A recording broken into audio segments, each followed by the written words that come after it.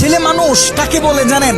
যে তার নিজের কলিজা ছেঁড়া কষ্ট ভাতের লোকমার সাথে প্রতিনিয়ত গিলে খায়, তাকে ছেলে মানুষ বলে। একটা ছেলে যখন বড় হয়, সে তার নিজের বাবাকে গিয়ে এই কথাটা বলতে পারে না, বাবা আমি প্রচুর পরিমাণে ডিপ্রেশনে আছি, আমি অনেক সমস্যার ভিতরে আছি, আমার একটু তোমার সাপোর্টটা দরকার, কারণ তোমার ছেলের তুমি ছাড়া এত আপন তো আর কেউ নাই। বাবা তোমার ছেলের মাথায় একটু হাত বুলিয়ে দাও, সামান্য সময়ের জন্য হলেও তোমার ছেলেকে একটু বুকে টেনে নাও। তুমি যদি একটু আমাকে তোমার বুকে টেনে নাও, তাহলে আমার কষ্ট অনেকটা কমে যাবে। ছেলেরা এই কথাগুলো কখনোই তাদের বাবাকে গিয়ে বলতে পারে না। ছেলেরা কখনো নিজের মাকে জড়িয়ে ধরে কান্না করতে পারে না, because people say boys don't Cry. ছেলেদের মুখে কান্না মানায় না, এ কারণে ছেলেরা নিজে কষ্টে পড়লে কাউকে একটু কান্না করেও বলতে পারে না। খুব খেয়াল করে দেখবেন, একটা ছেলে খাবার খাওয়ার আগে যে কখনো প্লেটটা ধুয়ে খাবার খায় নাই, এই ছেলেটাও নিজের সবটা দিয়ে চেষ্টা করে নিজের ফ্যামিলি, নিজের প্রিয় মানুষটার মুখে হাসি ফোটানোর জন্য। অনেক ছেলে দেশে পরিশ্রম করে, অনেক ছেলে প্রবাসে বছরের পর বছর নিজের ফ্যামিলি, নিজের প্রিয় মানুষের মুখে হাসি ফোটানোর জন্য পড়ে থাকে।